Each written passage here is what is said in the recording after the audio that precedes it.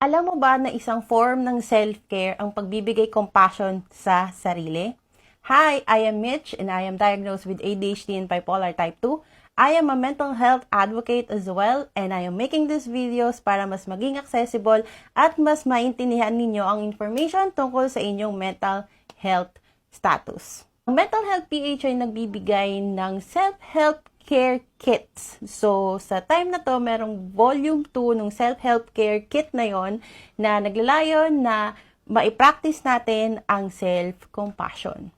So, ano nga ba yung self-compassion? So, hindi ko naman masyadong i-explain no, na baka ma-spoil ko na hindi nyo nabasahin yung self-help kit. Pero, ang compassion ay pagpapractice ng kindness sa sarili.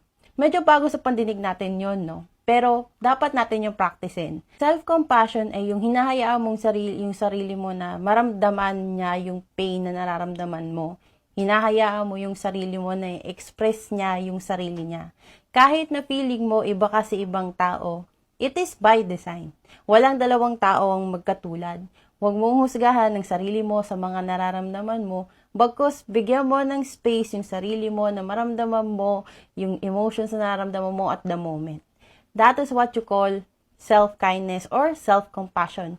Nagiging kind ka sa sarili mo na maramdaman itong mga emotions na to at nire-recognize mo yung fact na it is part of who you are as a person. So, hindi ko na masyadong i-spoil. Baka hindi nyo na i-download yung self-help care kit. Thank you for Mental Health PH for creating this kind of self-help care kit para matulungan ng mga tao na i-accept nila yung sarili nila at mag-practice ng self-compassion.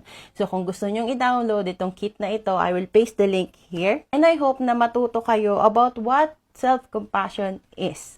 And I hope now you will be able to practice this every day and makapag-journal kayo every day and you will be able to develop this as a skill. So, yun lang.